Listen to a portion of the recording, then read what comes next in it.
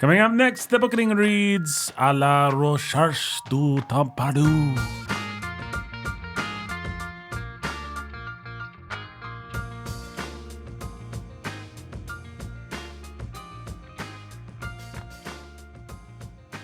Hey everybody, welcome to the Bookening. That's right, we're reading À la recherche du temps perdu by Marcel Proust.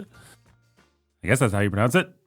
Probably not. Probably not. Almost certainly not. I'm not a French guy. I can pronounce the word baguette. I can say That's pretty good. Sweet Paris. I can say, what other French words I know? Yeah, I know how to laugh. Oui. I can say oui. Yes, I forgot about that. I can say oui, oui, monsieur. No. I can say no. Yeah. Although the French people are pretty famous for not being able to say no. As you'd see if you read further volumes of this book. But we're only talking about the first part of the first volume today. Cambrai. What was that accent? I sort of wanted to do a French like Cambrai or something, but I started out that way and then I gave up and it came out like Cambrai. Hey y'all. You want to read some Marcel Proust? Ben. Your name is Ben. Nathan. You are a person who is on the Bookening. So it would seem. Explain yourself. I can't. You can't? No. Have you not peered into your own soul, dredged up old memories while eating a delicious Madeleine tea cookie or whatever? You know, Nathan, the memories floated down the river of my soul like moon lilies on a starlit night, whose shadows reminded me of the shadows of my childhood, as it also went by kind of like a river. Yeah. I've been there, bro. I know. We all have. Hey, speaking of bros, we've got the third bro in this room right now, and he needs an introduction. Apparently I do, He's yeah. a man who needs an introduction. So why don't you... The title of my biography. A man who needs an introduction. That's a pretty good title for a night ever a biography. Yeah. Ben, but who would read it? You need an introduction. If you need an introduction, then I don't know why. Although probably, like if you were to grab Barbra Streisand's biography, she's a woman who needs no introduction, but I bet there's an introduction in there. I bet so. I bet somebody wrote an introduction. I bet most biographies and autobiographies have introductions. Probably. I like that Barbra Streisand was your pull for the person out there who needs no introduction. I'll tell you why. It's because she just released a giant autobiography, and I saw it at the bookstore. There's a bookstore about 5 minutes from my house, a Barnes and Noble, and I like to go and walk there. Sometimes if I haven't got my steps or something and the kids are in bed, I'll just pop over there, and it's a more interesting place to walk than my neighborhood when it's dark. So, I'm kind of familiar with the books that are on the shelves and stuff like that, and Babs wrote a big autobiography. And I think she might have written it a while ago, but I don't know. It's like a giant doorbuster of a tomb. Doorbuster of a tomb. That's amazing. Tomb. Yeah, go ahead. It's a tomb. It's a tomb. It's a giant tomb. Yeah. Do you guys know about Barbra Streisand's mall? No. Are you aware of this? No. So Barbra Streisand likes to shop at the mall. I'm pretty sure this is not an urban legend, but this is true. This is like a confirmed fact. She likes to go to the mall, but she cannot do it because she's too famous. She gets mobbed, all this sort of thing. She's a woman who needs no introduction, as we established. So what she's actually done is built like the equivalent of a Simon Mall, fully staffed, in her basement. Like she has a Urban legend. Calling it right now. I'll bet you $1. I'll bet you a Madeleine tea cookie. I wouldn't know where to find it. It's a tiny shopping mall. Barbra It says it's a tiny shopping mall. What does that mean? Barbra Streisand, reminder, Barbra Streisand has a mall in her basement. This is in Jezebel.com. A doll shop, a costume shop, a functioning candy store. Told you. You said the equivalent of a fully staffed Simon Mall. She has... Those are your words. You got to That's admit. right. Okay, maybe I exaggerated a little bit, but you got to admit, it's still pretty wild that Barbra Streisand has several shops built to look like malls with products that she can go and quote unquote buy, and a staff of people that man those shops under her house. Like that is a crazy rich person, Barbra Streisand type thing to do. It seemed like, just skimming this article, some of them were just like basically just displays. Yeah. Even there's a picture. It just looks like if you go down to the picture with John Travolta and Jim Brolin, I don't think it's staffed. Well, Fine. Okay. It's not that crazy. It's totally normal. Yeah. That's right. I have a mall in my basement. Listen, it's I- crazy, but I keep like baby toys and old cardboard boxes like in a display where I can look at them and Let's go to the mall. I can pretend to buy them. Yeah, that's right, honey. Let's go on a trip. Yeah, I guess that explains the Korean guy that you've hired to man the kiosk and be like, hey, buy this old piece of cardboard. That's right. Yeah. You need to come to the mall more often. I do. I need to come to the mall. Got to pay my employees, Nathan. Yep. You're always yelling at your kids like, you will go to the mall right now. That kind of thing. This sounds worse and worse. Okay, fine. I guess that wasn't as cool and interesting of an urban fact as it was in my mind. Barbra Streisand just has some fake, boring 3-shop mall with a fake, boring, but fully functioning ice cream parlor. got a Colbert video here, taking a tour of it. Okay. We're watching Stephen Colbert, just the most unlikable guy in the world. Don't you guys agree? Just such Among them, at least. just such a partisan hack. He's a hack. So unfunny. All right, he's walking through Barbra Streisand's stuff. Yeah, I mean, that looks like a mall. There's an It's a little antique shop. antique shop. It just looks like a bedroom. They're going Now, down- now It's we're pretty going down to elaborate. the basement. Down a spiral staircase. Yeah, it looks like she's on an old-timey street. And there's an old it does doll have. shop. Let's not undersell this to punish No, Nathan. no. There's like It's like more a- like if you went, what you would imagine like a London street with shops or something like that. yeah, like what Diagon Alley's pretending to be. Yeah. But she's like built the street, and then there are storefront windows and stuff. that Yeah, you it's a walk very, by. it's like a very narrow alley street, Diagon Alley type of a situation with like storefront shops. And you can go into the doll shop, and that's where all of her dolls and things are on display. And you can go into the costume shop, and that's where all the costumes and things are on display. Yeah, not a full staff as far as I can tell. But Yeah, I've not seen any staff yet. oh, here's some dogs. Barbra Streisand presumably has staff, like she has Sure. people that serve She's her gonna, at her yeah, and house. she's gonna like maybe if she's gonna go down to the candy or ice cream shop, she's gonna have her maid or her Butler, chef whatever. or butler or whatever go down and put on their hat and make the ice cream behind the counter. Stephen Colbert is doing a hilarious bit. He pulled out a Bed Babs and Beyond coupon. oh man, Yeah. is that what the coupon was? Yes, it is what Okay, it was. well, yeah. No, I'm not that clever. Only Stephen Colbert is that clever. That's very Or true. his writers are. Only Stephen Colbert and his writers are that clever. Yes, I would agree with that statement. All right, now he's laughing. He's sucking up to Barbara. He's just the most unlikable person in the world. Okay, so I'm glad we've established that. Well, we did it. We did it, guys. We succeeded. We succeeded. Barbra Streisand has. We got to the truth of the matter. We got to the truth of the matter. It wasn't quite as exciting as the truth I was imagining, but I think it still has some Stephen Milhouser vibes, maybe some Hollywood Gothic, rich people, eccentric. Oh, yeah. Thou too must die, Barbara. Kind of somebody could write a good poem about it. Kind of. Do you know who else keeps an incredible collection of antique memories, Nathan, in the basement of his soul? Who's that? His name is Marcel Proust. I wondered if you might say that. I think that's false. You want to know why? Why? He's dead. Oh, Yep. Barbra Streisand's going to be dead soon. We will all die. well, fine. I'm speaking in the present of the reading of the author, as he lives while we read him. Yes, the character, Marcel, or the unnamed narrator, although people call the character Marcel. But technically, he's the unnamed narrator, although I think in later volumes, the ones published after Proust's death, they do include some times where the character is addressed as Marcel, but we don't know that Proust actually would have wanted that if he...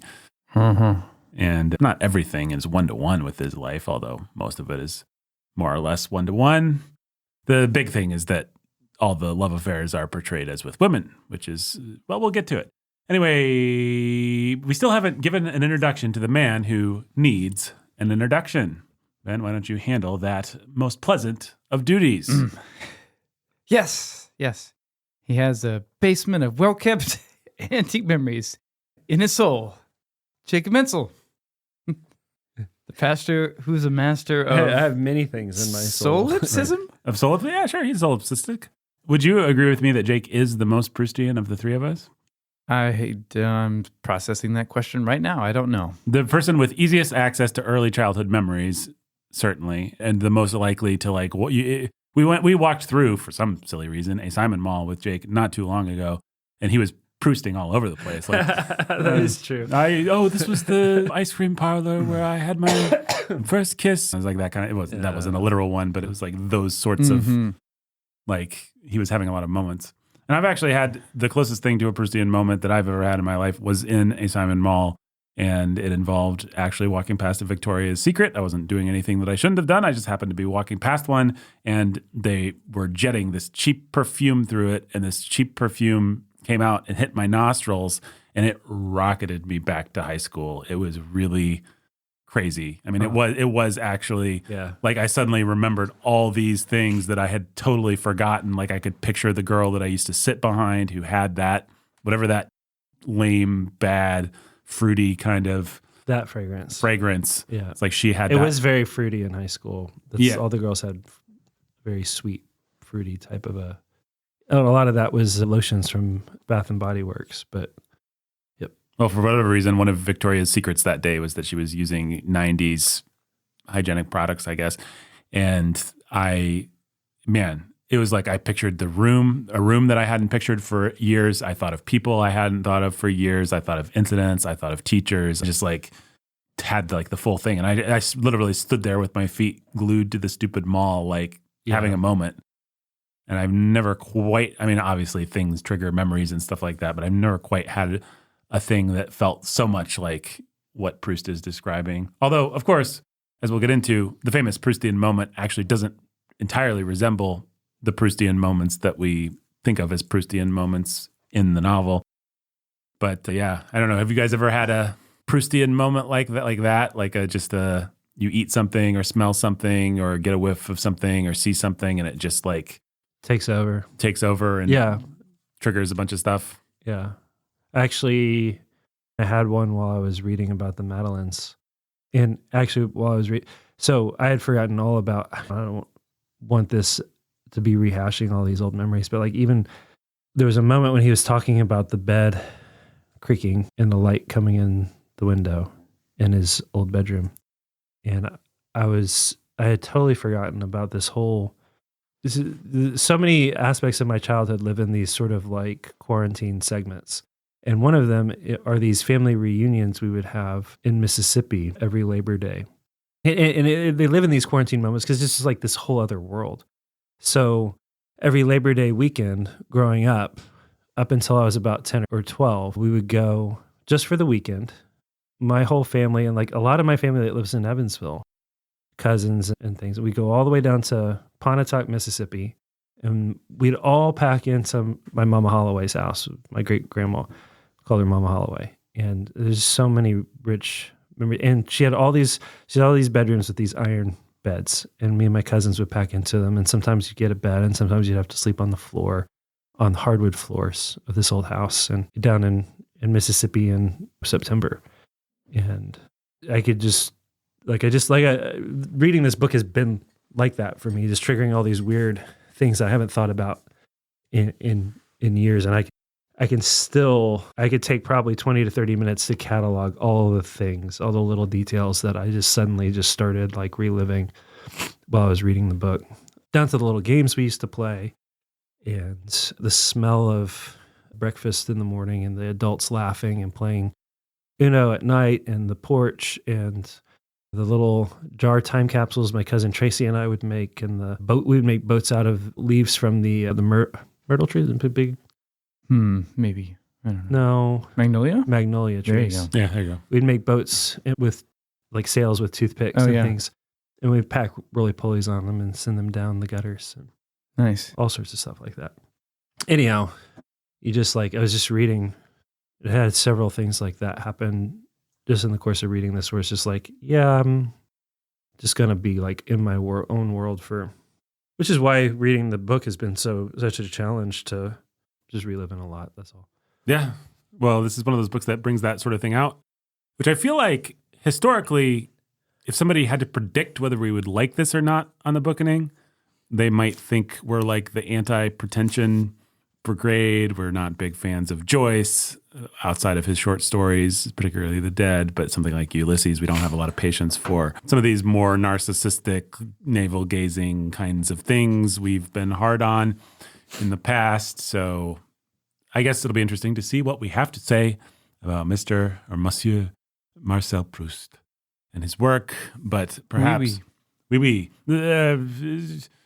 If somebody just like has no idea, I don't know why they're listening to this podcast. Probably they ditched us around like hour 10 of. There's a way to navel. I'm sorry, that just makes me really angry. What's that? It's the whole thought. The idea that someone would judge us for liking this. Yeah. There's a type of navel gazing that is narcissistic, and there's a type of interrogation of your life and your memories and your childhood that's universal, and the two are very different. And I can see why an idiot would confuse the two, but it's not the same thing. Yes, I agree. And I think Proust, by being specific, by drilling into the specifics, he's arriving at the universal. And I know that statement in and of itself sounds pretentious. But it's the truth. You have a guy who's describing such a specific era, an era with which we have very little in common. Almost nothing. And a world that is so... It's very foreign. So removed from our world. And by just drilling into his experience of it, he captures any number of things that are beautifully universal. I was going to say, I have not had a Proustian moment of that kind of nope. like a... Nope, not a takeover kind of a thing. None of it. Like, no, not that I can think of. Huh. It's interesting. Well, I think that, I don't know. If I have, I've forgotten it. I have pretty strong memories of a lot of things. And you're very in touch with your childhood memories. Yeah. And feelings, at least. I am in touch with a lot of memories and feelings. I could pull a lot of stuff. I tend to, I don't know, maybe we all dream about people we know, but I dream about certain eras of my life a lot and about the people in them. But I can't pull just a Proustian kind of Yeah, I mean, I would say you guys are probably both more in touch with that stuff actually than I am, even if you haven't had a Proustian moment. Like I am a pretty ruthless mover forward in my life. Like I do not like to dwell on the past. I have very few memories of before I was about 10. Once I finish a chunk of my life, then it's done and it's cordoned off, and usually it's gone to crap and it's all painful. But that's a great recipe anyway. for a Proustian moment, though. Right, exactly. It's like I have all the materials somewhere deep in my subconscious, but and then you just need the right triggers. So it may well be that Ben, in not having a Proustian moment, is just more in communication with his past Bens. Well, I will say that as a kid, even as a little kid, I would obsess over friends and people I know and like catalog them in my mind and like kind of hold them dear. Kind of like a kid would hold the stuffed animal dear. Right. Just in the same sort of obsessive, like, this is my world. Like, I can't lose my world. I can't lose my people. And I would do that. I did that for a long time as a kid. So I was that's always the kind rehearsing of thing, that. That's the kind of thing, that constant rehearsal is going to prevent a Proustian moment because it lives with you. Yeah. Right. And what you need are access to those memories, but you need some walls that, a smell, a trigger. And there's probably some of those, but there are. It's not like I remember everything, but... This maybe sounds self-pitying, but the only era in my life I've really ever liked is this one. So it's like each other area, I'm like, let's wall that off. Goodbye, era. I treat it like, what's the Poe story? Montresor. I bury it alive. The cask of Amontillado. Yeah, I put the wall up and I'm like, goodbye. Well, that's why, so coming back to, I grew up in Evansville, Newburgh, and I was here for 18 years. And when I turned 18, I went off to college, and then I lived in Bloomington for 18 years. And so then I moved back. Yep. That's why I say you're the most Proustian, because I can't go anywhere with you in Evansville without you being like, oh, this is where... Yeah, it's like, well, I have two lives. I have the life I lived here, and then I have the life I lived up there in Bloomington. And now I'm at the forefront of my next life, which is in the same place as my old life. And so everywhere I go, it's like all of the, there are triggers everywhere for all these parts of me or memories or things that I've forgotten or wanted to forget. And a lot of them actually is just like the type of high school memory that you don't want to live with you for X, Y, or Z reason. Right. I started my Christian life right around the time I moved to Bloomington. And so I left in some ways, my old sinful life is what I left behind in Evansville. And so I have a lot of that sort of baggage too everywhere around here. It's the same sort of thing as like if I were to go to Arizona, I would have a lot of similar things. So every summer, every fall, we'd go to Mississippi. Every summer, we'd go to Arizona with my mom to visit my grandparents, Mesa, Phoenix area. And then with my dad, it would alternate going to Florida or to Delaware. And in Delaware, we would take trips. We'd always go see Longwood Gardens, and then we'd do like Washington, D.C. or Boston or Gettysburg or New York or something like that. So all those things are discrete. Florida has places that can trigger things. Arizona would, if I ever went back. Mississippi does. But these places that like, and I'm sure that we all have like family in other places or vacations or things like that would actually do that. I think that's true. The other thing I'm kind of thinking as you talk, and again, this could sound pretentious, but for me, it's almost like having an artistic sensibility is at odds with gathering the materials that you need to be an artist. In other words, I've lived my whole life wanting to write or wanting to engaging with books, thoughts, ideas. I know that sounds pretentious, but I'm not saying I'm better than someone who didn't do that. I'm just saying that's how I was. It's like I've never gotten out of my head enough to actually notice where I am and take stock of the sights and the smells and the people and everything. It's just always like I'm thinking about something else when I'm there. It doesn't really matter. I don't have a lot of affection for places in a way that I find is maybe a little alien to a lot of people, because I'm just always carrying my world around with me, which again sounds super pretentious, but I don't mean that makes me better than someone who doesn't. I'm just saying that's how I am. So it's like I can remember what book I was reading when I was 10. I can trace a life of ideas. Yeah. I can trace a life of sort of personal development. I can trace kind of, but it's almost like if I wanted to really be Marcel Proust, I would have needed to not be that way because I needed to relax and experience a little bit of life before I could, process it into anything. It's like I had a processing machine, but it's taken me forever to gather fuel for it because I was too busy making the machine run instead of going out there and getting the kindling that I needed to actually throw into the stupid machine.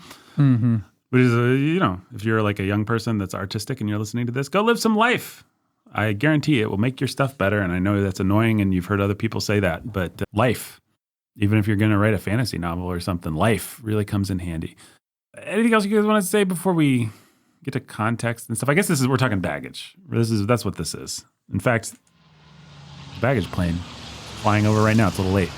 I don't know that any of us probably have a lot of actual Proust-related baggage. No, zero Proust baggage. I saw a Proust quote or two in Gene Wolfe.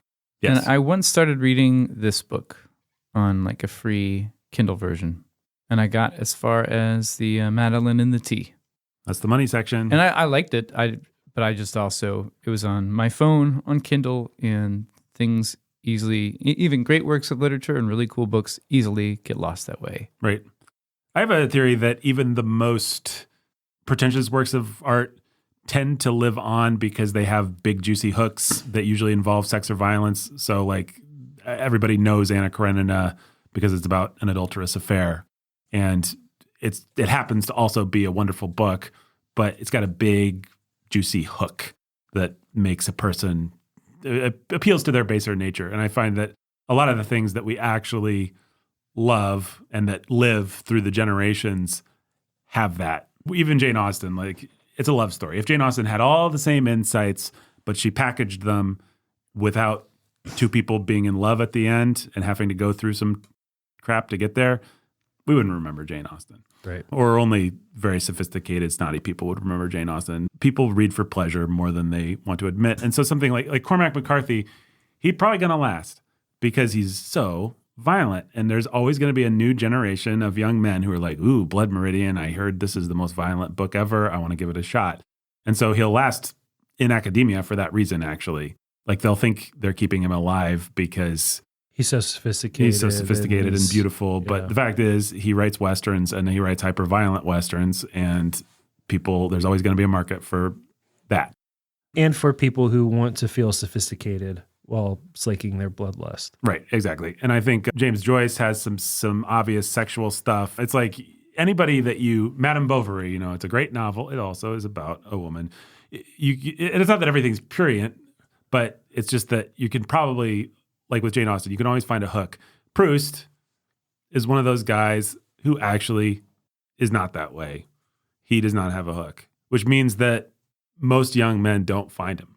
Like if this book was just like famously about sex or violence, then we'd find it. And Proust is sexual, but not especially in the later books, it's about love affairs and stuff, but not in a hooky way, not in a way where you're like, ooh, I need to read that. More in like a, how interesting, the morals and mores of Parisian society and whatever. Mm-hmm. So if you're 40 and you're like interested in questions of memory and identity and stuff, you might read this book, like if you're us. If you're in school, if you're in higher academia and they make you read this book, you might read this book. But there's just no reason why your average person is going to decide to read this book, generally speaking. It just does not have the appeal, the surface appeal that so many other great, even Moby Dick, it's like you got revenge, you got a whale, you got a seafarer. Like there's going to be some people who aren't into high literature that are going to at least give it a try. But In Search of Lost Time, it's like it's got a weird title. What is it even about? It's by a Frenchman. There's no plot that you could just put in a sentence. Like there's no log line to put on your movie poster. They haven't made a lot of movies about it. It's just like, it really is. And so I think I say that, I don't remember why I said that. I guess I said that because none of us have read it. It's like, there's a reason none of us have read it. And there's a reason probably most of our listeners, even those who are fairly sophisticated and like to read books and all that sort of thing, people who are well read, maybe haven't gotten to Proust yet. Maybe they know his name as someone you're kind of supposed to get to. But I bet a lot of our listeners don't even really, they probably know his name, but they don't even, he's not even on like the back half of their list. Like if I finish all this stuff, I'll get to Proust. He's one of those guys who's like just not even a thing for a lot of people. Like you remember that Steve Carell said his name a couple times to prove a point about his character in Little Miss Sunshine. He's a reference point for a sort of sophisticated author that people know, and people know a Proustian moment, and maybe they're vaguely, some people know that, and they're vaguely sort of aware of what that is, and that's kind of cool. And maybe he's been a little bit rediscovered by like the internet bros, sort of we want to mine great literature for like the 10 insights that we can use to build our company, like those guys, or I've seen those videos, like the Jordan Peterson crowd. They might find him for that reason, but that's like them sort of bringing their own hook to it that the book doesn't actually, and I doubt many of those guys actually, if I may be a bit of a snob, I doubt they actually read it. They just watch the YouTube video that's like 10 things you can learn from Marcel Proust, So he's kind of unique in that way. Even James Joyce, it's like everybody's read The Dead and at least knows Ulysses is an unreadable thing. Yeah. Like it's a thing that they've at least been it's just infamous. I don't want to read that. Yeah, everybody knows that Ulysses exists, and everyone who's read it and thinks it's great is insufferable and stupid, and nobody actually wants to read it. Right. And if you like books, if you don't like books, then maybe you're not listening to this podcast. You don't know any of these references. But if you're into this basic kind of stuff, you know it. And Proust maybe not like that. I don't know. Maybe I'm wrong. Maybe our listeners are all like, oh, yes, Proust. I read him when I was 9. But, we need some new listeners then probably. Anything else you guys want to say about baggage, French culture, vis-a-vis experience and memory and identity and all that stuff? No. I had read this book. I had read Swann's Way, the first volume, before and really enjoyed it. And I was the one that said we should do it because I enjoyed it and thought you guys would enjoy it too, although it is very dense. This is also the kind of book that will defeat a lot of people just because there's so much of it and the sentences are unforgivingly long and sinuous and sort of full of contractions and additional clauses. And like you have to... It takes work. It takes a little work. It takes some elbow grease, and there is no hook to drive you through it. Right. You just have to enjoy the experience of it. And so part of the difficulty for me in reading it has been, not every time, but many times when I pick it up, I end up getting caught in my daydreams about my own life or childhood. And the other is I rarely want to pick it up. And part of it's not that I'm like, oh no, I don't want to read Proust. It's like, no, I want some time and space and emotional energy left to engage Proust, and I just don't have that right now, so I don't want to bother. I would say more than any other book we've read, this is the book that makes me wish I had that remote from that Adam Sandler movie and I could just hit pause on time itself. On life, yeah. And just indulge myself. Like I wish I was still lived a life where I could just read a book and really, because it requires time and effort and it will reward that time and effort, but fitting it in 20-minute bursts as you do other things, it's just not that kind of a book, and not every book has to be, but Yeah. this book is uniquely ill-suited to that. That said, I've now read 2 volumes, and I intend to attempt to finish before I die. Hopefully I live a long time. There's 7 of them. Whoa. They get a little shorter after volume 4, the ones that were published after his death, which he wrote this all to he polished it up a lot. He just didn't polish up the final ones quite as much. But I think it's all good. I think it's all wonderful. And I think our listeners deserve some context. I think for the real neophyte, can we just say what this is? Like maybe there's somebody who just likes to hear about Barbra Streisand's Mall and listen to our podcast, but they're only vaguely familiar with what In Search of Lost Time is even. Like, how would you sum up this? Well, I mean, that's part of the difficulty, right? You've already said this. There's no hook. There's no hook. There's no log line. There's no nothing. It's just the 2 comparison points I want to make are really bad because they don't tell you the truth. But I want to pull in Tolstoy and Milhauser. Both, when we talk about Tolstoy or Milhauser, what we talk about is the knack or the ability to try to capture, Tolstoy sort of achieves the closest thing that anybody in literature has ever come close to, with just sort of like encapsulating the world as it is, as God built it. And Milhauser doesn't try to do that. He just likes to write about people who do that and go nuts, go crazy, trying to like recreate the fullness of the world within their own little creative world. Mm-hmm. And in some sense, Proust is doing something like that, but with himself, with his life, with his childhood, with his life experiences. It's not autobiography, but it's autobiographical. It's just this sense of like, if there is a stone of your life, of the little emotions you felt as a child, that he can turn over and stop and savor them and remind you that was a thing. Those feelings were real. And for a moment, as small looking back as they were, for a moment, they were your whole world and they were all that you had. And the whole universe was bound up in that feeling you had about just needing a kiss from mom or whatever the thing is. Like, he's going to interrogate and try to encapsulate absolutely every aspect of that experience, the experience of life and growing up, that he possibly can. He is a Milhauser character. Right. And he is approaching Tolstoy in his ability to actually achieve that. And that's what's so beautiful and compelling and interesting. But it's not like, how do you sum that up? I don't know. He's just like, there's these episodes and these memories and... Yeah, and you can abstract a story from it. You can abstract a basic narrative, but he's not going to give you a chronological sequence of events. Very much the opposite. And so it's like you're being invited to kind of live inside a guy's memories. And really, this first book of Cambrai all takes place like one evening, if you want to follow it from the standpoint of the present. But it's not even, in a very postmodern way, it's not even the evening of the young boy lying in bed waiting for a kiss from his mother. It's an old man. That's right. A middle-aged guy, right? Thinking about it.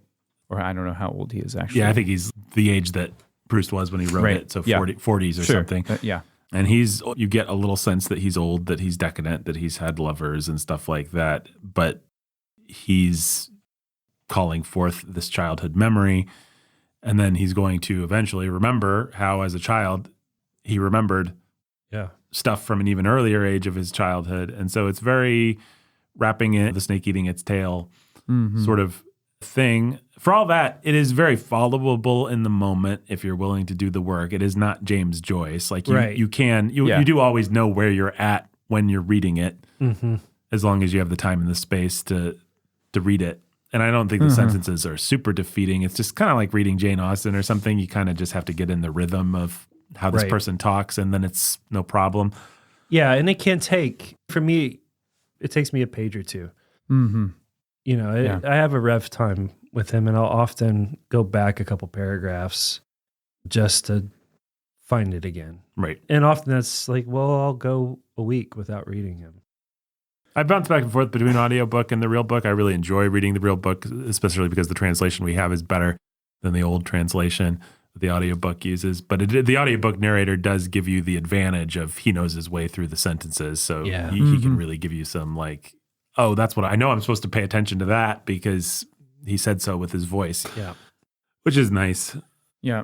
Yeah, I mean, basically the story is the story of a young man's life and his coming of age. By the time you've read the 7 novels, what apparently happens, I've only read 2 and change of them, but by the end of the last novel, he's decided to write In Search of a Lost Time, and he's gotten to the place where he's gained enough maturity and enough understanding of himself that he can now begin to interrogate himself and write the book that You've been reading, which again sounds awfully self-satisfied, and too clever by half. But I don't know, just give it a try and you'll see that it's not that, whatever else it is. He's very earnest in trying to do this. You can accuse him of being godless, but you can't accuse him of not being sincere in whatever he was trying to do. He's no hack. No, he's no hack. And he is a genius. He does have a Tolstoy-level eye for detail and memory for detail and ability to see everything, both panoramically and through the eyes of the character that is himself. It's also a book where he's going to speculate on the nature of consciousness and memory and perception. Just go on all these little vignettes like what makes me me and what makes my memories live and how do I know other people or the world. Right. It is a philosophical treatise in some way. In that sense, it dabbles pretty regularly in just existentialist type thought. Right.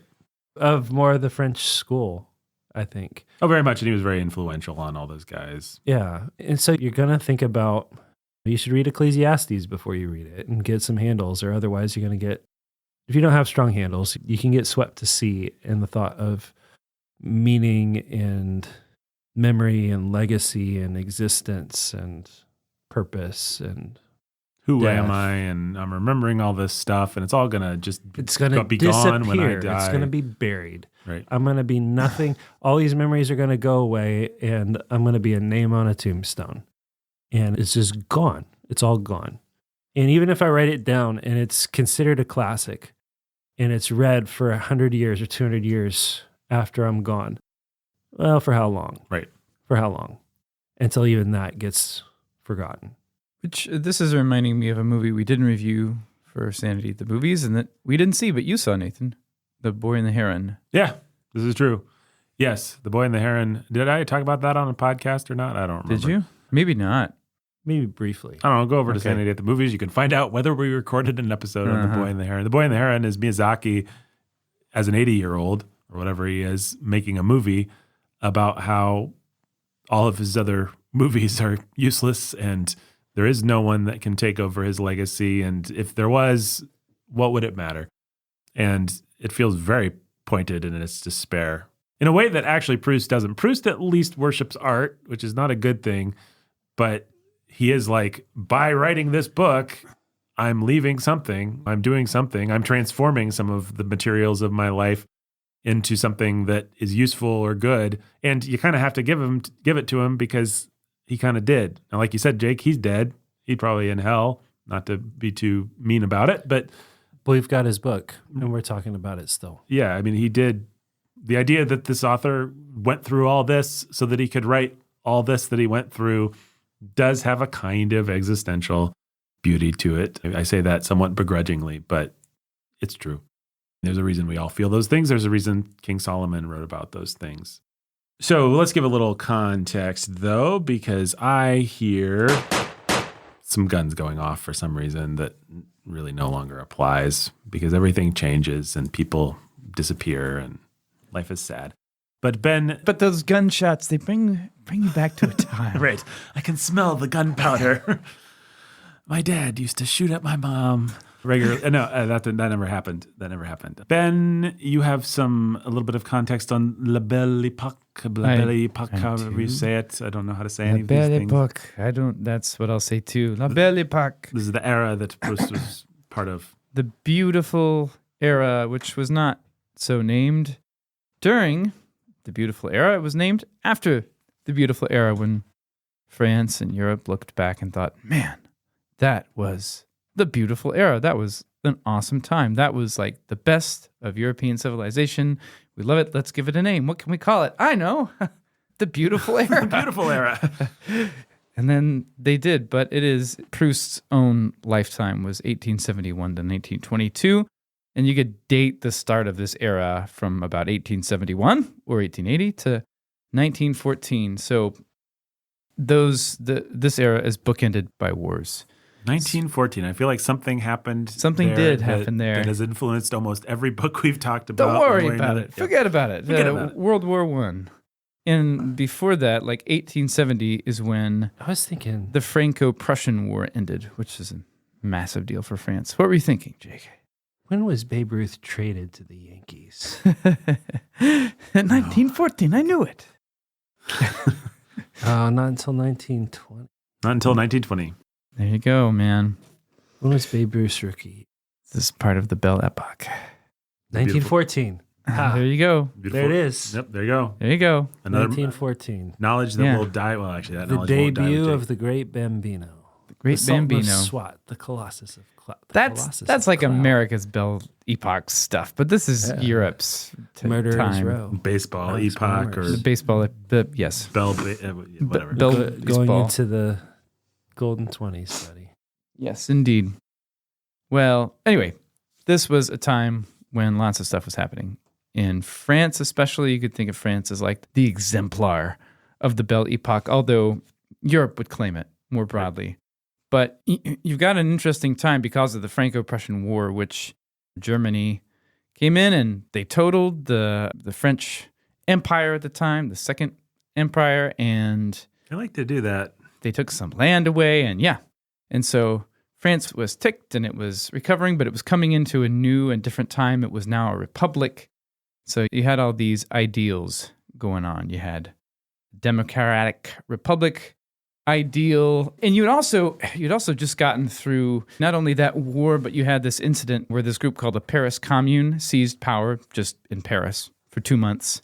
It's this radical, socialist, anarchist kind of a movement, this anti-religious, feminist movement that was bloodily suppressed by the French. And it took place during the lifetime of Marx and Engels, and they were like, yeah, that was awesome. Engels was like, that was a true example of the dictatorship of the proletariat. Those French, they'd like to give Marx and Engels credit for their mill. And then there was this guy named General Georges Boulanger, or General General Revenge, as he was called, because his deal was... What an awesome name. He sounds like a transformer or something. Yeah, or General Revenge. Yeah, because what he wanted, what his platform was, and he came close to seizing power, although he failed, was, dude, I hate the Germans. You hate the Germans. We all hate them together. Let's take back some French lands. Dude, let's get them. Anyway, he died. He wasn't successful. And then you just have all this interesting sort of political foment in and around the Belle Epoque. And then within the Belle Epoque proper, when you get to 1889, you have of the very famous Exposition Universelle, the Paris World's Fair, which was celebrating the 100th anniversary of the French Revolution, specifically the storming of the Bastille. The Bastille. I can't pronounce French words either, which was a massive success. The Eiffel Tower, it was constructed for this fair. This fair drew like 32 million visitors. It was the last sort of French World's Fair thing to actually make money. People came from all over. Countries with monarchies boycotted the event. They were like, this is not cool. We're not celebrating this with you. Like, forget you guys. But of course, plenty of their citizens came and paid their money and saw all kinds of crazy stuff. So... And by the way, can I just throw in there? Yeah. The Ferris wheel was our answer to the Eiffel Tower. That is the Americans saying, the French... We win. I mean, obviously, but they're like, they've got their Belle Epoque. They're coming up with all this cool technology and stuff. We're going to come up with a big thing that turns. Yeah, and of course, famously, the inventor of the Eiffel Tower, the builder, also built an American thing. The Liberté des The Statue of Liberty. Yep. That's right. So there's a little connection. Anyway, I don't know, just to give you kind of an idea of what's going on. I mean, this is going on, a lot of this stuff in America too, but consider it especially, and I guess you could say, well, America had our Civil War. We're getting over that. But in Europe, it's different. All these powers were just clashing. And now France is a democratic republic, and the second industrial revolution is going on. And there's like gas power and electricity and plumbing, and machines are making cheaper clothing, and there's more leisure time for especially the upper and middle classes, although there's plenty of awful poverty around too to go around. There's cars and there's scooters and there's better bicycles, and France is the leader in aviation. It has the first national air force that it establishes in 1910, which is about in time for World War I. It's got the telephone. You've got the germ theory of disease. You've got pasteurization, courtesy of Louis Pasteur, who's French. You've got Marie Curie, who's French or part French or something. And you've got all of this scientific and artistic stuff going on in France.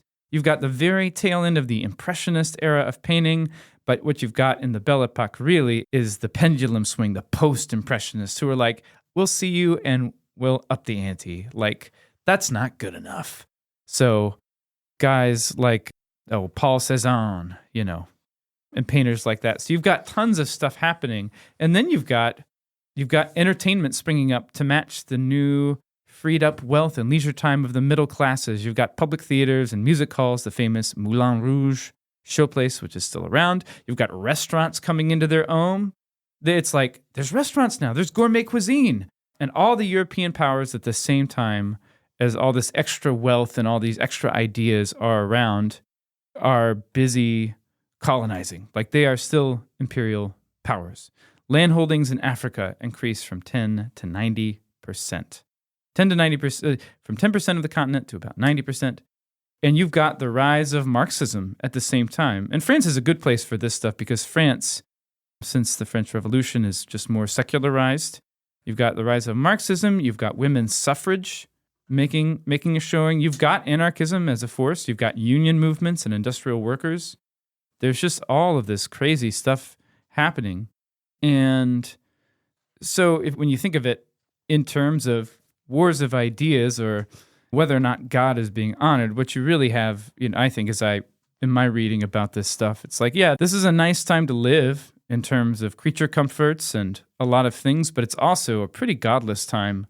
And there's a lot of ideologies ready to erupt and become really ugly. And of course, politically speaking, globally speaking, all of these tensions that are setting the stage, unbeknownst to most everyone, for World War I, which is going to wreck. It's going to be the end of the Belle Epoque. Oh yeah, you've also got, this is also the time of the Dreyfus Affair, the famous Dreyfus Affair, which was a case that in France that lasted from 1894 to 1906, which that's a significant chunk of the Belle Epoque. The Dreyfus Affair is this scandal. It's this army officer of Jewish descent who's accused of treason and sentenced to life in prison, but it's clear he's the wrong guy. And as new evidence comes to light that ought to exonerate him, the case is reopened and the courts are like, nope. Because anti-Semitism is a big thing in Europe, definitely in France. And it finally becomes a big enough public scandal that the courts have to exonerate him, restore him to a position in the military. And there's, I don't know, it's just a wild time. So that's the Belle Epoque, and that's like Proust's entire lifetime, almost. Proust lives past World War I. He lives to 1922, but he's born just at the end of the Franco-Prussian War, and he gets to see the end of the Belle Epoque and live in this weird world of decadent, glittering surfaces where there's like the structures of Catholicism in society, but not the beating heart of Roman Catholicism, we might say, at least not in his life. No. Quite a decadent time. There's not a thing you said there, including the Jewish stuff, that doesn't directly impact this novel and Proust's life. Most of these books were published after 1914. So In Search of Lost Time is, in some sense, a man looking back in a very Proustian way on a world that has passed away. I mean, it's a little bit like, if you want to compare it to the antebellum South, you had this flourishing of culture in the South, and then it just got wiped out by the Civil War. And obviously, it's not a popular thing these days, but there were generations of people who looked back very nostalgically and fondly on the sort of aristocratic culture that they had in the South. You could compare it to the Downton Abbey kind of, which is technically, I guess, in the Belle Epoque, in the very beginning. That era, if you've read Edith Wharton, Age of Innocence, or it's this kind of flowering of culture where you have all these fruity aristocrats that get to really enjoy themselves in a developing middle class, and then it doesn't go very well. Well, here, I have to read you this quote I found on a blog that it's very insightful about the Belle Epoque. A period of prosperity and charm. The Belle Epoque was the true foundation for modern life, providing us with crucial stepping stones toward modern life as we know it today. Unquote. Isn't that? That's very helpful. That's very helpful. Did ChatGPT write that blog? Probably so. I don't know. I don't know what these people's problem is. It is the birthplace of a lot of things that have continued to haunt our century and the 20th century into the 21st century. The rise of the suffragette movement, race relations, Marxism, all that stuff. So, and the French have just for hundreds of years now been on the forefront of godlessness. There is no real sense of God outside of sort of an artistic force that keeps nice cathedrals up and running. The literal cutting edge, we might say. Yes. Well, yeah, exactly. I mean, they had their decadent little revolution, and things have just never been the same since. I don't know.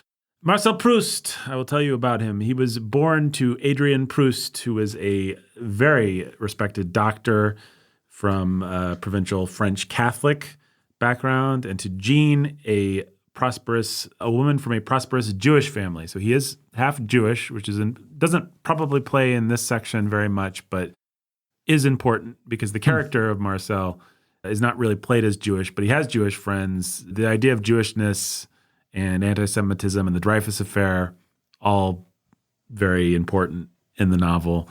And it's interesting to speculate about Proust's self-hatred maybe as a Jew.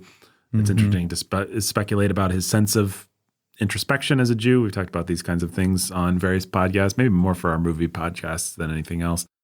But his Jewish identity, his love-hate affair with his own Jewish identity is something that you can trace through this novel. As you can probably imagine, he's an asthmatic child, weakling, kind of your classic artistic case, has a big attack of asthma in 1880. But his family is prosperous, and he gets to experience the best of La Belle Epoque. He gets to go to all these coastal retreats, and like the place that Cambrai is based on. Some of these places, like Illiers, I don't know if that's how you pronounce it. I really don't know how to pronounce French, but they've actually changed their name to Cambrai. Like a number of these places have actually changed their name to match Proust because he's the one that made, it's kind of like Transylvania. It's like, newsflash, Dracula, the vampire, did not actually live in Transylvania. He's a fictional creation, but the Transylvanian tourism industry wants to play up Dracula as much as they can. And so they're just like, yeah, hey, there's Dracula's castle. I'm like, well, no, it's not Dracula's castle. It's Bob the Carpathian's castle. But we can make more money by calling it Dracula's castle. It was Vigo. Vigo. Yes, I'm sorry. Vigo the Carpathian. Vigo the Transylvanian. So there's a whole, Proust is one of those guys, like Jane Austen. She's one of those guys who inspire, people want to go to Bath. They want to go to the place. They want to experience. They want to walk through Aunt whatever's household. They want to see the place where he first kissed Gilbert and stuff like that. So there's a whole tourism industry built around this guy. He did military service from 1889 to 90. Studies at the School of Political Sciences, earning licenses in law and literature. Proust was a licensed literature guy. But he never needed to make money. He's basically an aristocrat in the last era where they really existed in this way.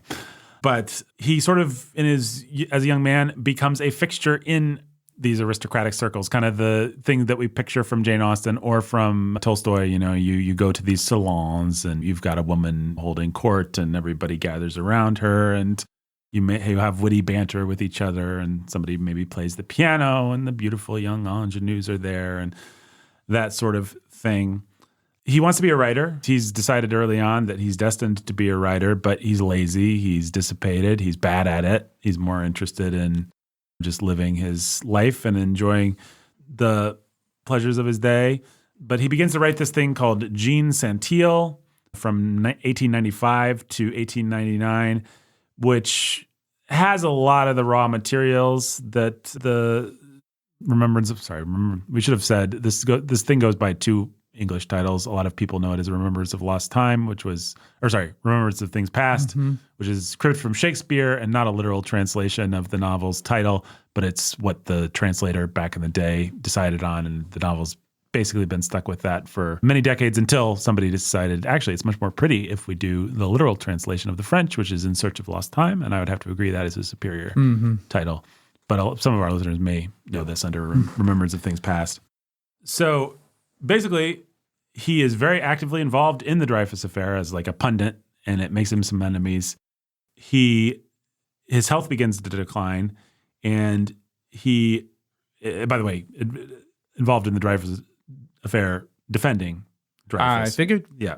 He gets a lot of social backlash for that, kind of gets ostracized from some of the best of these elite salons that he was part of. He's also just a sickly dude and has, I don't want to say, if I say he has a weird relationship with his mom, you're going to think sexual, Oedipal kind of thing. That's not really what it is, but just kind of a sickly gay young man relationship with his mom where she does everything for him. I don't think he ever actually moved out of his parents' house for his entire life. They just died and he continued to live there, but he has various women in his life and things like that.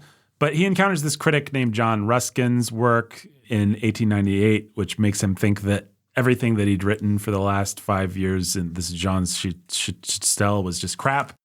And he's like, oh, I need to do something totally different. I need to not have a plot, and I need to capture the universe. I need to take what I love about nature and what I love about Gothic architecture and somehow find a literary equivalent.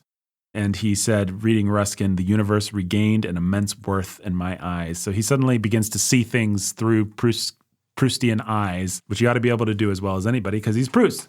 And so he's like, all right, I've got to write my thing. But he's still living a dissipated life. His parents are still alive. His dad dies in 1903, and then his mom dies in 1905, and he's just devastated and takes a long time to recover from that. But now he's got all the money in the world. He can do whatever he wants with it. World War I hasn't hit yet, so he's just an aristocrat that can basically do whatever he wants. And so in 1905, he decides he's finally going to do it. He's finally going to knuckle down. He's going to write his masterpiece. And in order to do that, he needs to establish the philosophical underpinnings of his masterpiece. So he writes a very famous essay called Contre Sainte-Beuve. I'm sure I don't know how to pronounce that. Challenging the French notion of literature as an activity for the civilized mind and advocating his own belief in art's ability to unveil the hidden truth of unconscious memory. So he's like, not only am I going to do this, but actually everybody should be doing this. And the fact that nobody is doing this is why we're stupid. So I guess he actually, in 1909, he has an incident like I had with Victoria's Secret, like Jake's had, like Ben has never had, where he eats a cookie and a bunch of memories come flooding back. And that is the key. Now he has, this is where my novel starts. And so by May of that year, he has commenced writing In Search of Lost Time. It is initially rejected, the first volume, by the most prominent publishers of its day, and he has to publish Swann's Way at his own expense. But it actually enjoys modest success. This did not take long. This is not one of those things where people didn't get it. They got it. They saw that this guy was a genius. And actually, there's this very funny, I didn't bother to copy it over, so I don't have the exact wording of it, but his author, the publisher that turned him down, wrote him a letter and said, hey, I'm sorry, we should have published your stuff. And Proust wrote him back, and he did accept it. He didn't just give him the middle finger, but he kind of did it in a very clever French middle fingery kind of way. I want to thank you for rejecting my work. It really motivated me to doubled down, and he just, at great elaborate length, goes through and thanks this guy for kicking him in the teeth in a way that reads as pretty sarcastic, again, in that very refined kind of way. Proust, as you can imagine, he keeps going back. He keeps working on the novel, building out the structure, infusing more elements into it, rewriting, snake eating its tail. And in 1916, as World War I goes, we released the second volume, which we Americans mostly know as Within a Budding Grove. It's actually something like In the Shadow of Young Girls in Flower, which you can see why they didn't want to use that. After the war, he publishes 2 more volumes. And basically, the legend of Proust, whether it's technically true or not, is that he is in bed, really doesn't leave his apartment for the last years of his life. He's just got to get this novel out of his system. And he does not do it. He dies in... When did he actually die? 1920. Man, you'd think I would have written that down. Marcel Proust died in, 1922, with the last 3 volumes of In Search of Lost Time in an advanced state of revision, but not as done as he probably would have liked. So they're fine. They've been released. It's not one of those things where it was just his notes or something like that. Like, we had it. We had a decent version of it, but there are things that don't quite line up about the plot, things that he probably would have revised, things that it seems clear like he would have done this or that had he lived. But the last 3 volumes were published posthumously. And by 1927, we have all 7 volumes of In Search of Lost Time. Proust is fairly clearly documented to have been a homosexual, although you always have to take these kinds of things with a grain of salt, just because modern scholars so want him to be a homosexual. They will take any scrap of evidence and say, well, there, you see, he must have been a homosexual. But he never actually admitted to it, which is interesting. But his housekeeper famously denied it in her memoirs. But many of his friends and his contemporaries and his valet and fellow writers said, oh, yeah, he was a homosexual. And most people assume that the various love affairs that are documented with women in the book are actually him protecting himself by changing them into young ladies. Most of his friends say that he visited male prostitutes, that he was a pretty decadent and bad guy. It is interesting that he even fought a duel, actually, to say that he didn't. So it's interesting. You can go and do your own research if you want. This is certainly one of the first novels to openly talk about homosexuality. It will, even in not the volume we're discussing today. But it does. Or does it? Yeah, it has that guy's daughter. The guy who dies. I don't remember his name. Yes. Yeah. He is one of the first major popular novelists to just be like, yeah, there's lots of people out there that are homosexual, and that's the thing. And to sort of contemplate it in his philosophical Proustian way. And there's lots of it. There's an entire volume of this book called Sodom and Gomorrah, which is an interesting title, and it would have been Proust's title.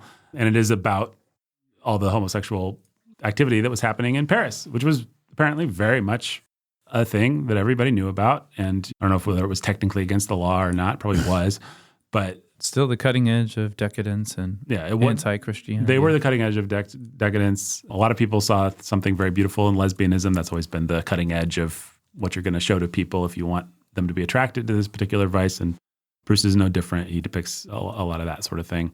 There's all kinds of reasons why a weak or morally compromised person shouldn't read this book.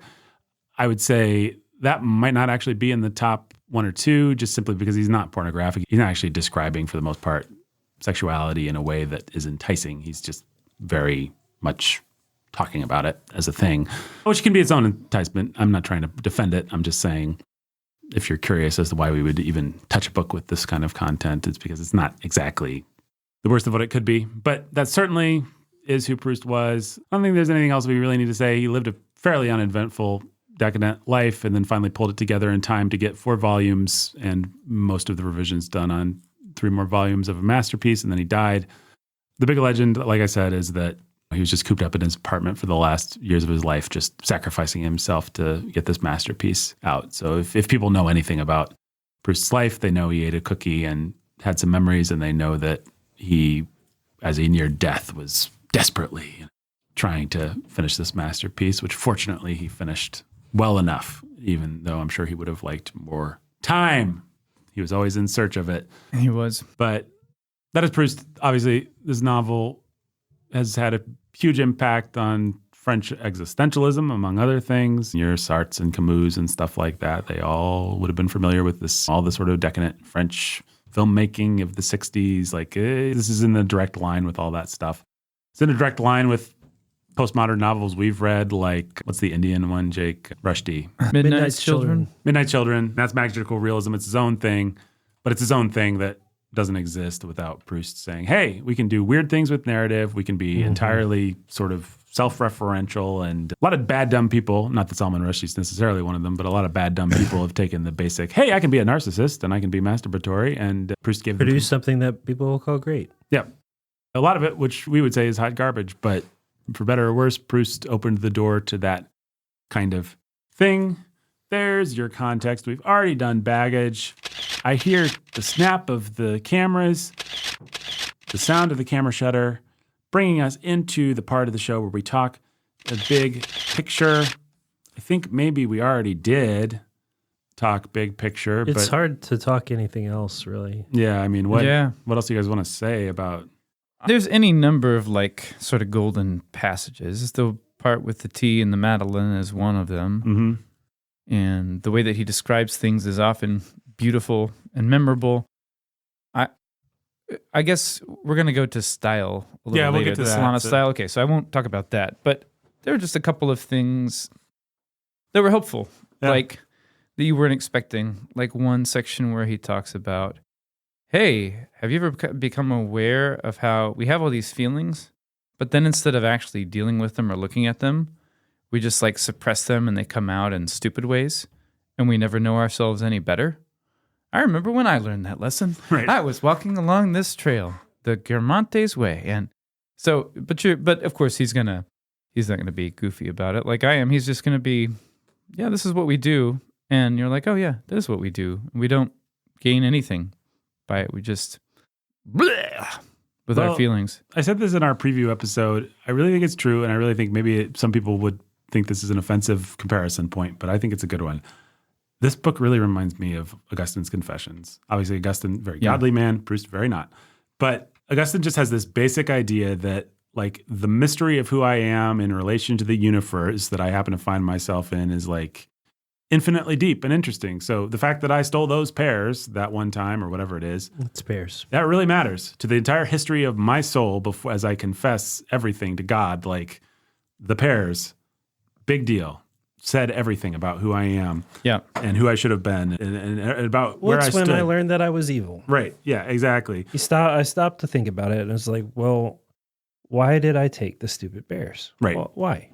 I had better pears. I didn't even eat them.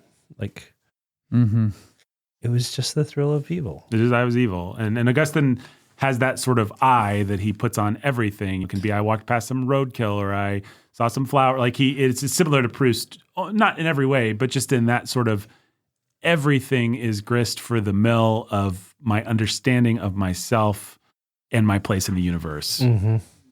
And I think they're both helpful in their ways, in that you read them and you're like, oh, I was on Twitter yesterday. I was playing Candy Crush. You know, how much I should actually, there's times to have fun and all that, but how much do I actually think about who I am, what I feel, where I stand on this spinning globe going through the cosmos? Like, how much do I actually engage with me? And they just sort of give you glasses to look at the world and realize, like, oh, yeah, there's something of value here. I should understand myself. And I should understand God. Now, Proust wouldn't tell you to understand God. Well, but what's interesting is Proust is always talking about God without, you could say maybe without wanting to. I don't know. I don't actually know what I think about what he wanted or not in that regard. But he's always conscious of God. Mm-hmm. I don't know how to put it. It just is a fact. If anyone's going to spend so much time carefully looking at their life and at the creation and just talking about everything, and then he's going to talk about evil. Like, he's going to talk about this. It's actually that lesbian episode that he describes where he talks about, it was then that I understood sadism.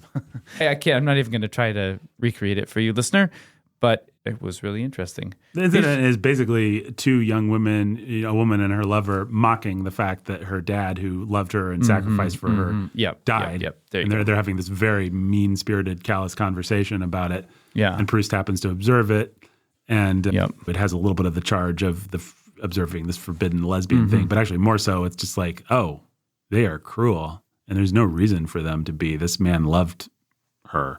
Right. And the fact that the daughter is so cruel in this particular way makes her less evil than if she were cruel in this way. Yes. Because she's conscious of transgressing a limit and feels bad about it. Yeah, he and actually enjoys says, the like, cruelty of that. she wants to transgress here, which proves that she still has some kind of conscience or something like that. Yeah. Stuff like that. But it just, anyway, there's something to him. It's like he's always facing God somehow. But I don't know how to put it better than that. Yeah, I mean, it sounds kind of gospel coalition-y when you put it that way, Mm-hmm. but he's always, He's not going to talk about him. no, he doesn't seem to have any real place for acknowledging that God exists. Like, God really is just like, oh, my grandma sort of believed in it. It's a very like, yeah, of course we all believe in God culture, which doesn't make it that different than our culture, I guess. I don't know, any other big picture thoughts, guys? Because if not, I hear the horns blowing. The Hall of Heroes brings us into the Hall of Heroes, where we name the hero from the book and decide if they measure up. There are no heroes, Nathan. There are only memories. This book might defeat our Yeah. it's like Hannibal Lecter to Clarice Starling. Do you think you can just dissect me with this blunt tool? This book might break our blunt bookening tool here. All right, well, oh no, it sounded like Jake was about to say something. No. Found no. insight? No, there's no insight. He's the main character of his own story that he's telling, and he's not a hero. He's just the subject matter. So I will say one thing that's interesting about you saying that is this is not an unreliable narrator story. I mean, it is like every character is kind of Proust in that we're just living inside his head and his memories, but he's not playing games with, can we trust Marcel here? Are we as the authors, are we as the readers supposed to understand a meta-narrative that the character doesn't understand? There's none of that. yeah. Which that's like all the postmodern stuff that came in the wake of this, which just like is so tiresome. But he does not do that, which is, I think, maybe one of the ways that he is not tiresome. Yeah. I'll tell you what I never tire of, though, is a great villain. And now we're going into the villain's lair, where we declare who the true villain of the piece is. Well, you see, Marcel, he's sort of the main character, and he exists. And Very profound. Yes. Hey, death. Everyone is evil. Yeah, everyone. That's one thing you find. It's like, oh, Francois, yeah, she was this cool servant that my aunt had, and we liked her, and she liked us. And you read like 50 pages more, you're like, Francois was really evil. Like, here's all the things that she did. Here's the way that she really was. You're like, oh, here's more about my aunt. She was really evil.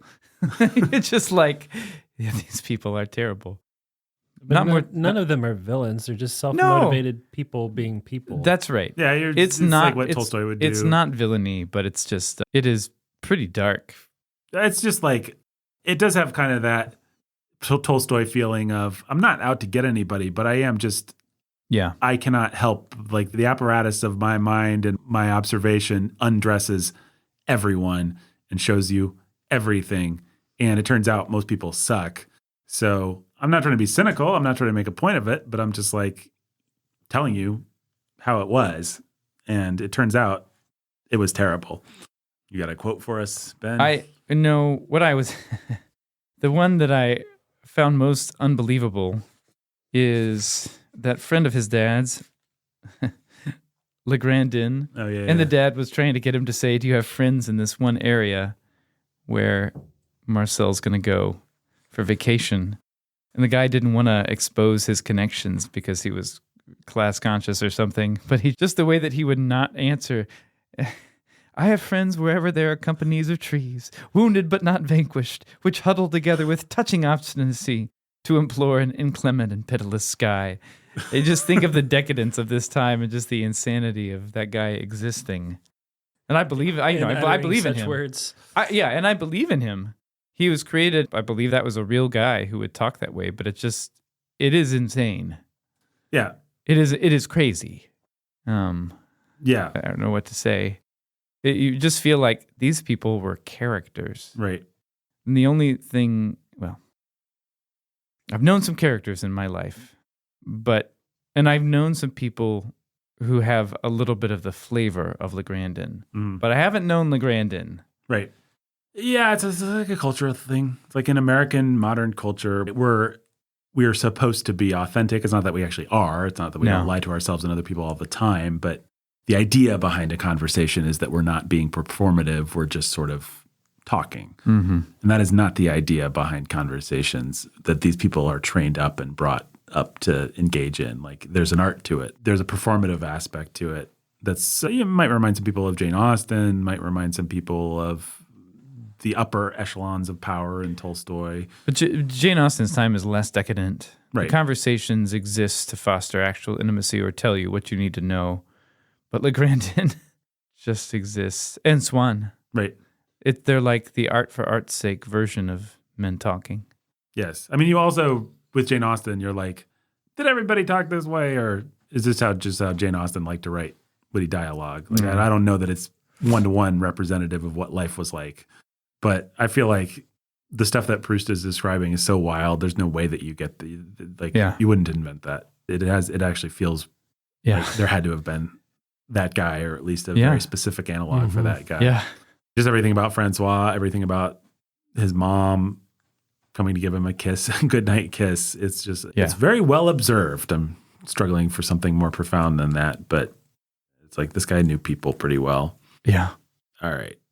Here comes the speeding roadster.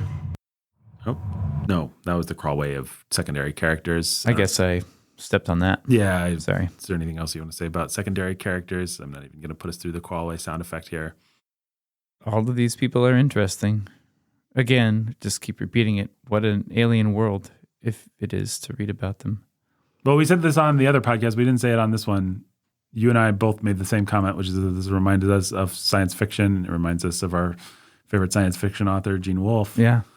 Who's just like, hey, I'm going to build out an incredible alien world full of people who don't have the same exact moral boundaries or system that you do.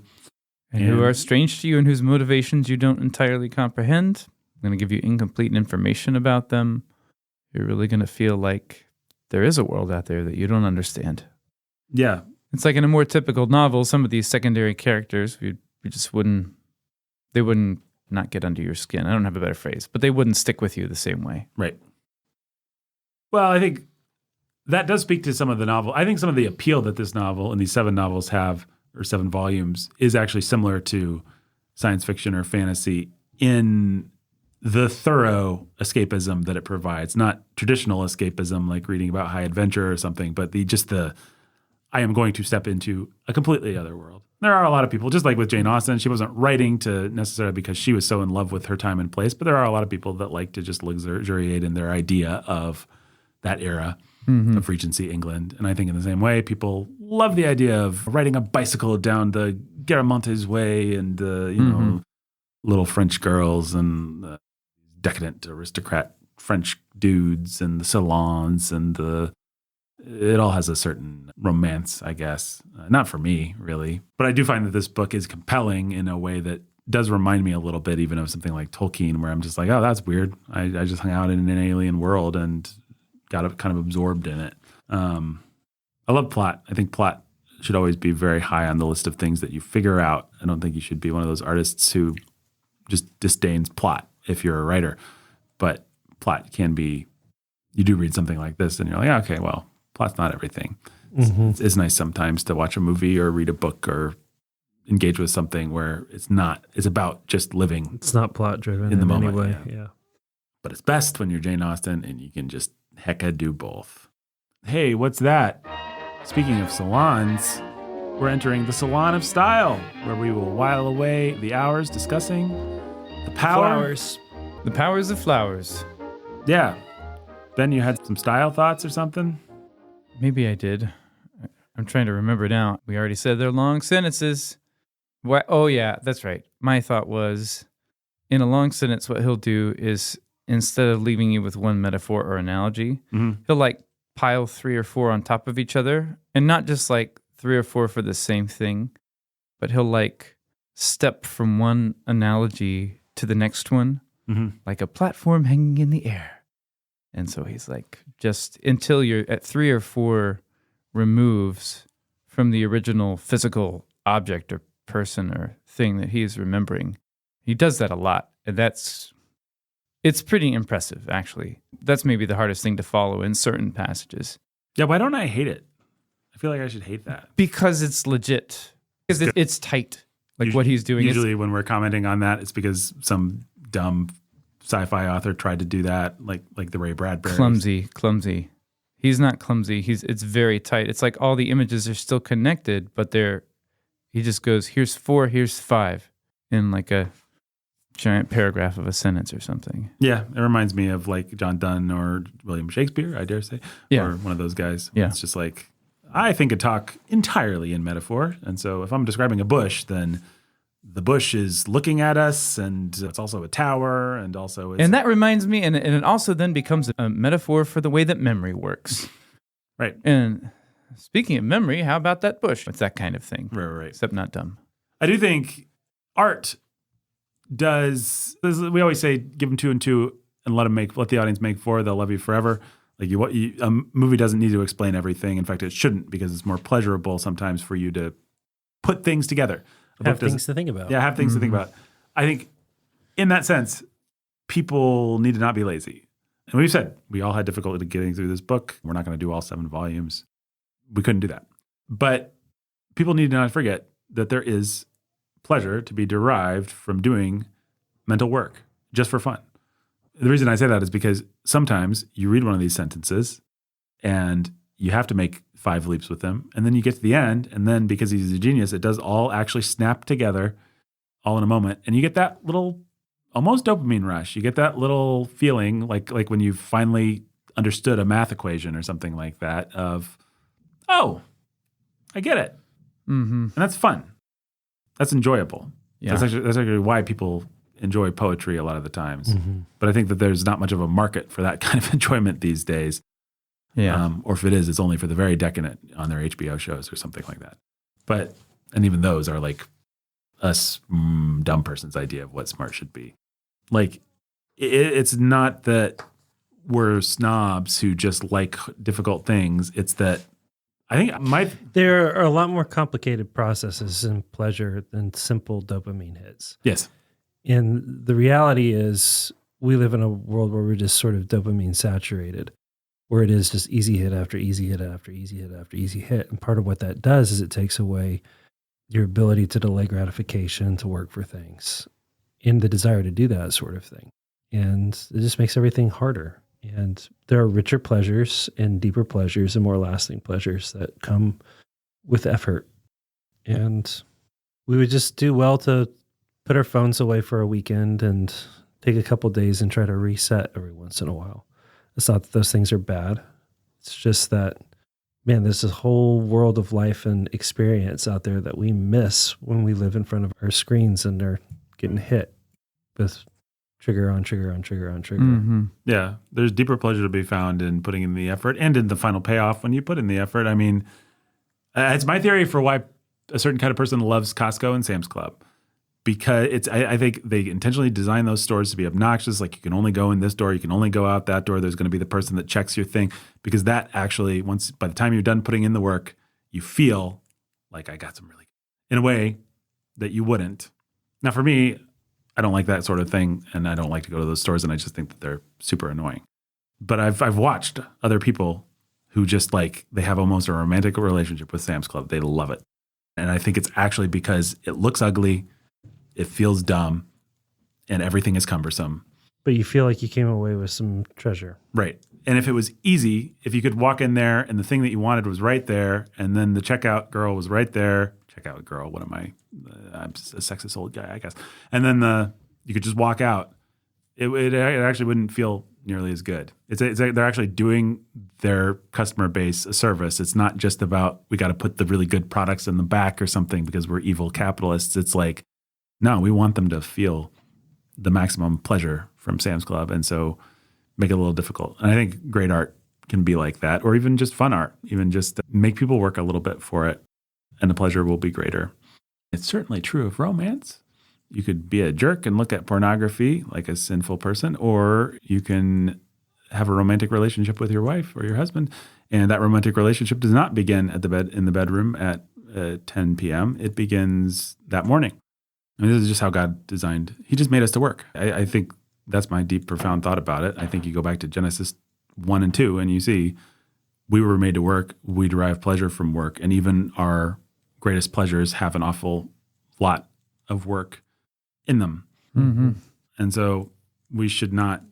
And so, Bookening podcast, very anti-snob, very anti-James Joyce's Ulysses. That's not what I'm talking about. But I do want to make some apologia for the fact that Proust has long sentences that you have to take your time with. It's not going to be everyone's cup of tea. Not everyone's going to have time for it. Some people are going to have work that's more important that makes it so they can't live lives of just engaging with Proust. Fine with me. But if you're going to engage with him, then you shouldn't resent the treasure that he's buried for you and the way that he's buried it, because it actually does make the treasure better. Anything else to say about style? Mm-mm. All right. I think we've probably already basically said what we want to say, but we do need to enter the haven of reflection upon deeper.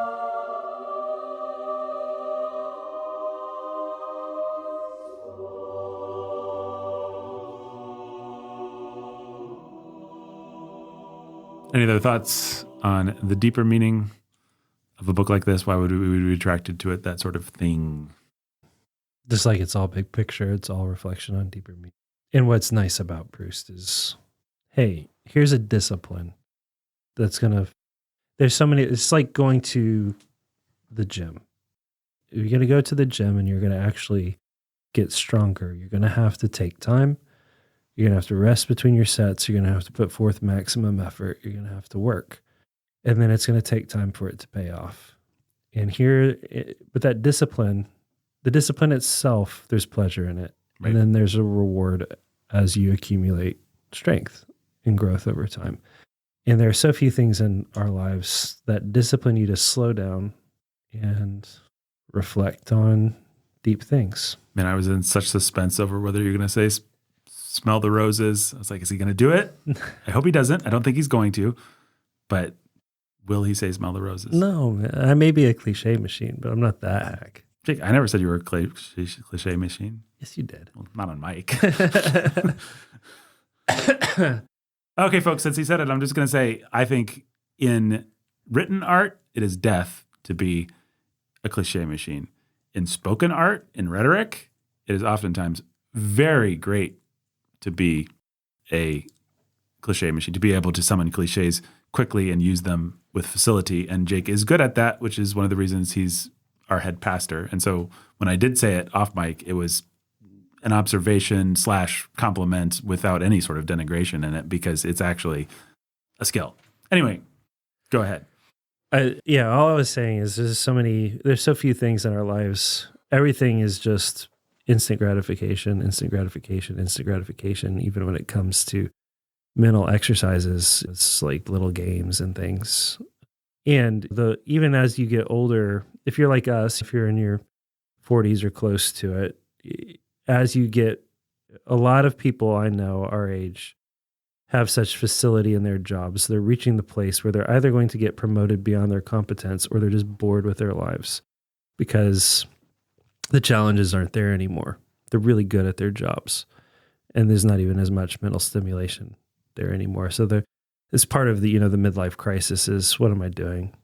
And people wreck their lives, or they make big moves, take big risks, make big career changes, because they're looking for something to make them feel something. And a good literature is a good antidote to that sort of feeling, that was just like, hey, here's a place to just stop and be stretched and pushed, stop and slow down and reflect on life and meaning and memory and purpose and all these things that we sort of like, if we're just in constant forward motion, we never am moving from dopamine hit to dopamine hit to dopamine hit. We just never stop to deal with.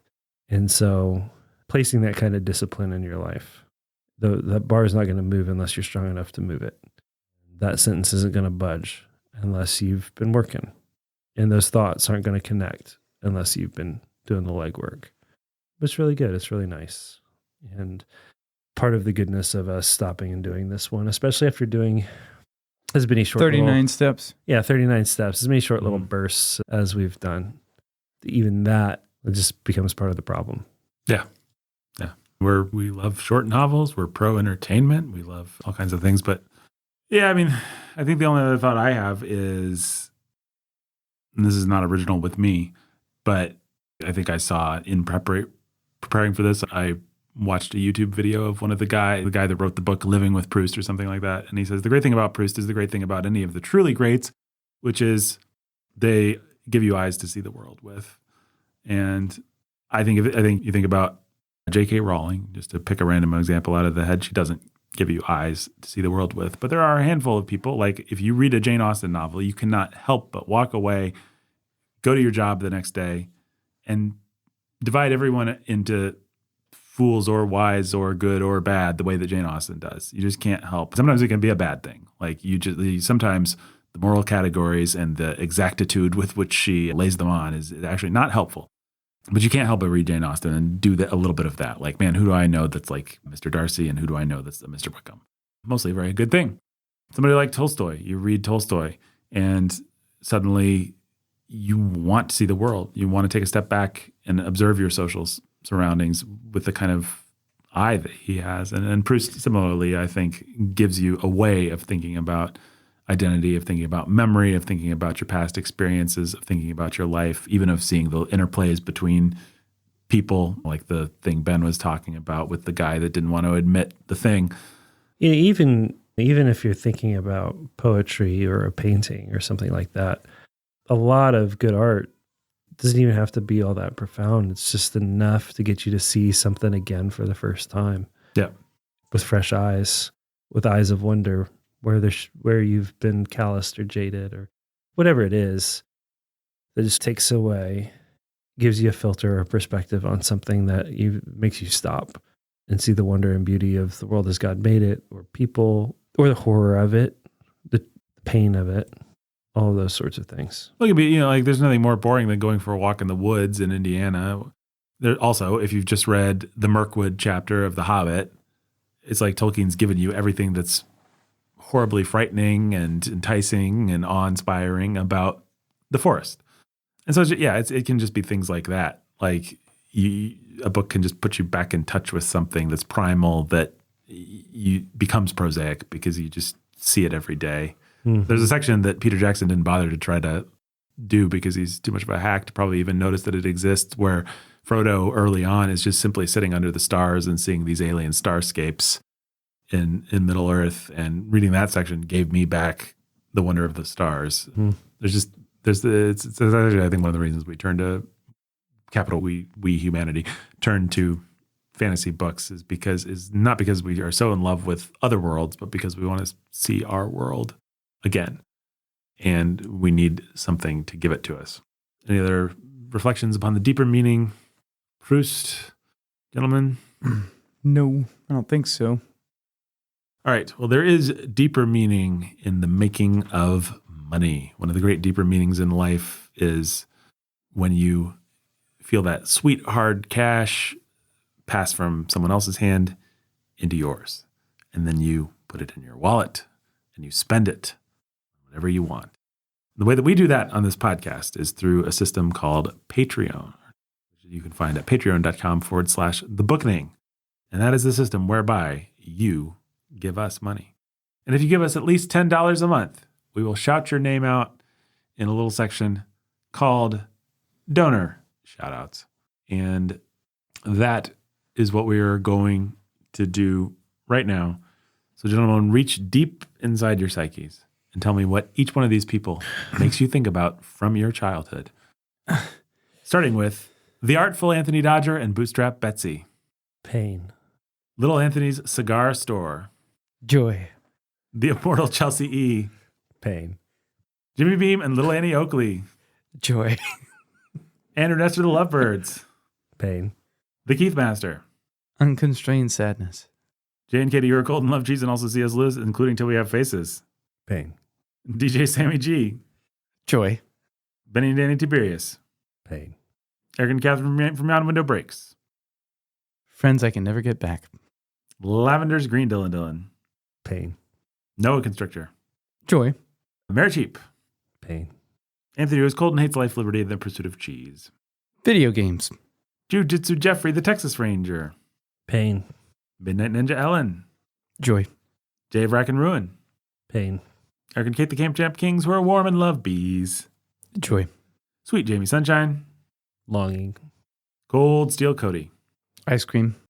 John Bobadillo Bomb Diggity and Captain Daniela's mate. Pain. Saxophone Alex. Freeze tag.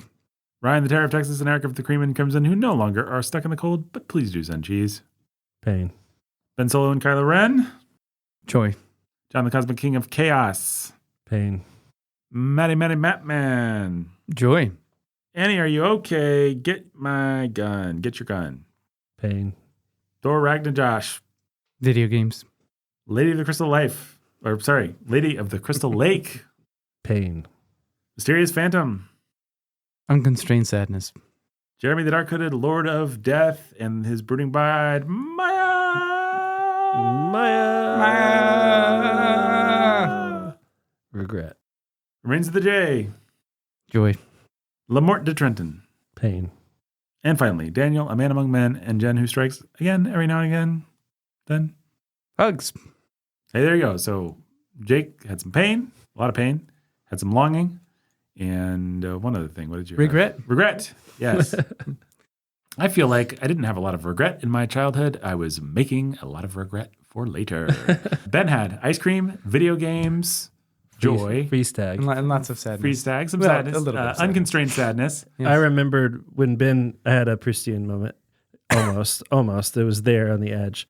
When Ben said freeze tag, I remembered being 4 years old in my bedroom and being in bed at dusk or early dark, and the kids outside my window all through the neighborhood playing flashlight tag and knocking on my window and trying to get me to come climb out the window and come play with them. Nice. Yeah, I remember that very vividly. Must have been 4. It might have been 5. There you go. That's pretty cool. That is My cool. parents were still together. We were in a house on Glenmore Drive. I will say, we forgot to say, the actual Proustian moment when it comes is a little surprising because it's not what you think. It's actually him getting something, like him getting the whiff of something, like, oh, that kind of reminds me of something. And then he has to like Dig. Work for it. dig Yeah. and deep and Yeah, that's like, right. deep dive for it. That's right. And he like dredges up some and then he goes back down and dredges up. And it's a really interesting moment to read about, but it's not exactly the cultural understanding of a Proustian moment where it's just, you eat the You got ratatouille triggered. and then brrr, you Yeah. have the moment. I guess the critic in Ratatouille is like the most famous modern Proustian moment depiction, come to think of it. Great moment from Ratatouille. And then the speech that he gives about criticism, total garbage. Bad hack writing on Brad Bird's part. Brad Bird, not a hack director, but he has a thing about critics. Who have been uniformly pleasant to him and love his stuff outside of... Except for Tomorrowland. Yeah, but guys, critics are always going to exist. You can't be making things and be bitter at critics. Just depicting them as jerks who... And I've not watched Tomorrowland, but it looks awfully hack. It looks awfully bad. It looks like I've it watched deserves to be. I'm sure it has, because it's Brad Bird, I'm sure it has really great things. But It has great things. It's pretty evil ideologically. It's pretty irritating ideologically, and it is an ideologue's film, like all of Brad Bird's films, and so it's pretty annoying. I think he made one masterpiece. I think The Incredibles is like a 10 out of 10. Iron Giant, Yeah, I love Iron Giant, but I think The Incredibles is like on Mount Rushmore with Citizen Kane. But I don't think anything else that he's done is quite that. I mean, Iron Giant's great. It would be the closest. And then Mission Impossible. I just have of course, awfully fun. I just have a lot of, like, okay, Incredibles was great, and it was great at its time, but it feels like, I don't know, maybe it feels like it's been ruined. By our 15-year pop culture obsession with superheroes is... Yeah, maybe. And part of the dumb thing about that movie is everybody who watches it comes away with Proto Ayn Rand kind of. if everybody's special, nobody's special, and therefore I am special. And I don't know. No, you're not. No, The you're whole- not. The whole point is that you're not. Brad You're Bird. not. Brad Bird, clearly special. You, Not. not. You're the dude who gets sucked into the propeller. Like, Well, if you get better, you are. But you can also just accept that people are special. and you're not. And you're not. So I think is a great. It's just like, I don't know. I get that people use Incredibles annoyingly. I don't know. I haven't watched it forever. Maybe it's the animation is certainly outdated. It's a little bit like Toy Story 1 or something where you're like, oh, this felt cooler at the time. It was super cool. Yeah, it's great. Yeah, it was. I think I would rather watch. Iron Giant's just kind of a little humorless for my tastes, I guess. Not that it needs to be, but it's just, I never want to watch Iron Giant. It's just too sad or something. I don't know. That's kind of a lot of good laughs in it. It just gets in your memory overwhelmed by the sadness at the end. Yeah, that's true. You know what the other thing I don't like about the Iron Giant is? I'll just as long as I'm saying, the blasphemy. Like, the movie has like some GDs and stuff, and it's just like, guys, Yeah, you had that's a right. perfect movie. This was a 10 out of 10, and you made it a 9 out of 10 because Just because you wanted to be extra edgy and you didn't have a Disney contract. yeah, Mhm. like, we need Bob Iger in there saying, "Hey guys, for Yeah. the family." Disney, their famous family forward policies. Ben, how many Madeline tea cakes out of 433 do you give to the chunk that we've read of à la recherche? I guess I give it 433. I don't see why not. I don't even remember. Was that the number that it was? That Yeah, the that's full what you gave. Yeah, it's 433? full, It was. full points. Okay. Full points. Jake, same question? A 430. I dock it 3 Madelines because it would be so nice if he had a propulsive narrative to work with all this sort of. It's like what Tolstoy did with Anna Karenina, something that helped that enticed more readers to read it and pulled or pushed. We're not in the bottom tier of readers, and I think we've all had our moments where we've been I don't know that I can really dock it a Madeline for that, but docked at 3 out of 433. So what's my percentage there? it looks like you're about to tell me.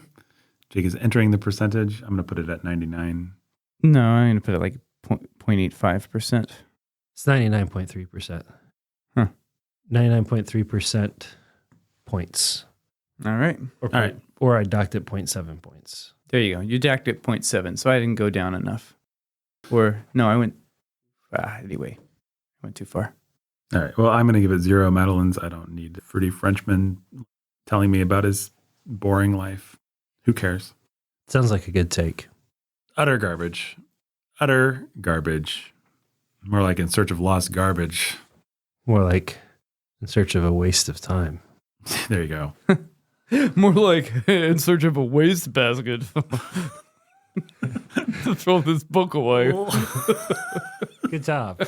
How's it done? You improved on the metaphor. Oh, I did. Swann's way, more like wastebasket way. More like wastebasket trash. Got him. Oh, man. Yeah, you must be spinning in your grave. Finally got taken down Finally gotcha. by the Bookening. Proust. All right. Thanks for listening. We'll be back.